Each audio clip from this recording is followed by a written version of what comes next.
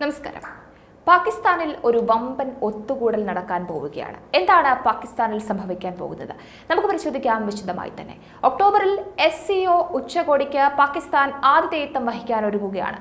2024 ഒക്ടോബറിൽ നടക്കുന്ന യോഗത്തിൽ SCOയിലെ എല്ലാ അംഗങ്ങളെയും പ്രതിനിധീകരിക്കുമെന്ന് പ്രതീക്ഷിക്കുന്നുവെന്നാണ് പാകിസ്ഥാൻ വിദേശകാര്യ വക്താവ് മുംതാസ് സഹ്റ ബലോച്ച് പറഞ്ഞത്. SCO ഗവൺമെന്റ് മേധാവികളുടെ യോഗത്തിന് ആതിഥേയത്വം വഹിക്കുമെന്നും ഗ്രൂപ്പിലെ അംഗരാജ്യങ്ങളിലെ എല്ലാ ഗവൺമെന്റ് മേധാവികളെയും ക്ഷണിക്കുമെന്നും പാകിസ്ഥാൻ അറിയിച്ചു കഴിഞ്ഞു.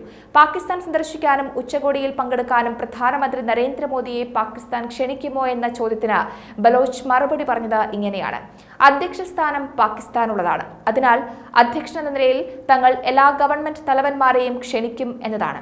ഒക്ടോബറിലെ ഉച്ചകോടിക്ക് മുന്നോടിയായി മന്ത്രിതല യോഗവും SCO അംഗരാജ്യങ്ങളുടെ സാമ്പത്തിക, സാമൂഹിക, സാംസ്കാരിക, മാനുഷിക സഹകരണം എന്നിവയിൽ ഊന്നൽ നൽകുന്ന നിരവധി മുതിർന്ന ഉദ്യോഗസ്ഥരുടെ യോഗങ്ങളും ഉണ്ടായിരിക്കുമെന്നും പാക് അധികൃതർ അറിയിച്ചിട്ടുണ്ട്. എല്ലാ രാജ്യങ്ങളുമായും നല്ല ബന്ധത്തിൽ വിശ്വസിക്കുന്ന പാകിസ്ഥാൻ അന്താരാഷ്ട്ര രാഷ്ട്രീയത്തിലെ ഒരു സംഘത്തിന്റെയും ഭാഗമാകില്ലെന്നും ബലോച്ച് പറയുന്നുണ്ട്. അതിനിടെ US സ്റ്റേറ്റ് ഡിപ്പാർട്ട്മെന്റ് അടുത്തിടെ പുറത്തിറക്കിയ മത സ്വാതന്ത്ര്യത്തെക്കുറിച്ചുള്ള റിപ്പോർട്ടിൽ പാകിസ്ഥാനെക്കുറിച്ചുള്ള അടിസ്ഥാനരഹിതമായ വാദങ്ങൾ പാകിസ്ഥാൻ നിരാകരിക്കുന്നുവെന്നും പരമാധികാര രാജ്യങ്ങളുടെ ആഭ്യന്തര കാര്യങ്ങളിൽ നിരീക്ഷണം നടത്തുന്ന ഏകപക്ഷീയമായ റിപ്പോർട്ടുകളെ പാകിസ്ഥാൻ എതിർക്കുന്നുവെന്നും അദ്ദേഹം പറഞ്ഞുവെച്ചു.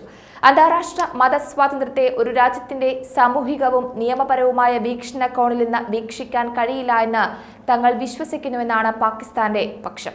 ഓരോ രാജ്യത്തിനും പൗരന്മാരുടെ മതപരമായ അവകാശങ്ങളും സ്വാതന്ത്ര്യങ്ങളും പ്രോത്സാഹിപ്പിക്കുന്നതിനും സംരക്ഷിക്കുന്നതിനുമുള്ള പ്രാഥമിക ഉത്തരവാദിത്തമുണ്ടെന്ന് വിശ്വസിക്കുന്നുവെന്നാണ് പാകിസ്ഥാൻ പറയുന്നത്. പാകിസ്ഥാൻ പൗരന്മാർക്ക് നിയമപ്രകാരം മതത്തിന്റെയും വിശ്വാസത്തിന്റെയും സ്വാതന്ത്ര്യത്തിന് അർഹതയുണ്ട് എന്നും പറയുന്നുണ്ട്.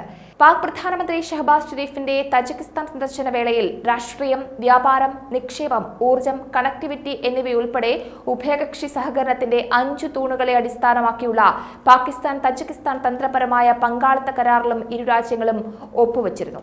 ഇതും അധികൃതർ പറയുന്നുണ്ട്. സുരക്ഷയും പ്രതിരോധവും ജനങ്ങളുമായുള്ള ബന്ധവും മുൻനിർത്തിയെന്നാണ് പാകിസ്ഥാന്റെ ന്യായം. എന്തായാലും വരാനിരിക്കുന്ന ഉച്ചകോടിയിൽ നേതൃത്വത്തിന്റെയും വിദേശകാര്യമന്ത്രിമാരുടെയും തലത്തിലുള്ള ഘടനാപരമായ ഉന്നതതല സംഭാഷണവും ഉൾപ്പെടും. പക്ഷേ പാകിസ്ഥാന്റെ ക്ഷണത്തെ ഇന്ത്യ എങ്ങനെ നോക്കിക്കാണും എന്ന ആകാംക്ഷയിലാണ് ലോകം ഇപ്പോൾ. കാരണം പാക് ഭീകരരുടെ അതിർത്തിയിലെ അഹങ്കാരം ഇന്ത്യയെ ചൊടിപ്പിച്ചിരിക്കുന്ന ഒരു സാഹചര്യമാണ് ഇപ്പോഴുള്ളത്.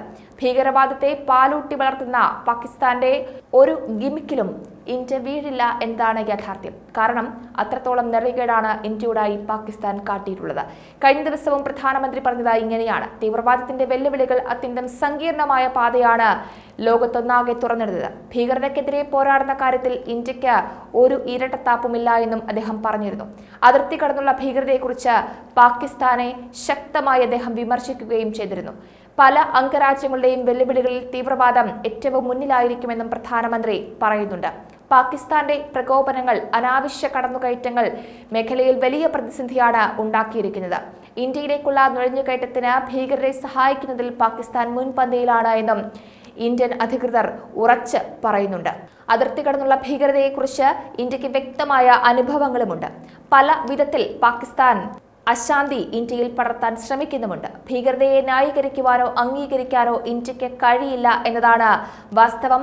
അതിർത്തി കടന്നുള്ള ഭീകരതയെ ശക്തമായി അപലപിക്കേണ്ടതുണ്ട് എന്നുമാണ് ലോകത്തോടായി ഇന്ത്യയുടെ പ്രധാന ആഹ്വാനവും. തീവ്രവാദത്തെ ഫലപ്രദമായി നേരിടണം എന്ന് തന്നെയാണ് ഇന്ത്യയുടെ പക്ഷം. തീവ്രവാദത്തെ ഇത്രയേറെ പിന്തുണയ്ക്കുന്ന പാകിസ്ഥാന്റെ ഒരു വാദങ്ങളെയും ഇന്ത്യ മുഖവിലയ്ക്ക് എടുക്കില്ല എന്നതാണ് യാഥാർത്ഥ്യം. മറ്റ് രാജ്യങ്ങളുടെ സമാധാനത്തെപ്പറ്റിയും അല്ലെങ്കിൽ മറ്റു രാജ്യങ്ങളുടെ കാര്യങ്ങളിലെ ആഭ്യന്തര പ്രശ്നങ്ങളെപ്പറ്റിയും സ്ഥിതിവിശേഷങ്ങളെ പറ്റിയും ഒക്കെ പാകിസ്ഥാൻ വാതോരാതെ സംസാരിക്കുവാൻ വലിയ ശ്രമങ്ങളാണ് നടത്തിക്കൊണ്ടിരിക്കുന്നത്. UN-ലടക്കം പാകിസ്ഥാൻ ഇന്ത്യയെ താറടിച്ചു കാട്ടാൻ കശ്മീർ വിഷയം ഉന്നയിക്കുവാൻ വലിയ ഉത്സാഹമാണ് കാണിച്ചുകൊണ്ടിരിക്കുന്നത്. ഈ ഒരു സാഹചര്യത്തിൽ പാകിസ്ഥാന്റെ ക്ഷണത്തെ ഇന്ത്യ എങ്ങനെ നോക്കിക്കാണും, അതിന് എന്തായിരിക്കും മോദിയുടെ മറുപടി എന്നുള്ളത് ലോകം ഉറ്റുനോക്കുകയാണ്.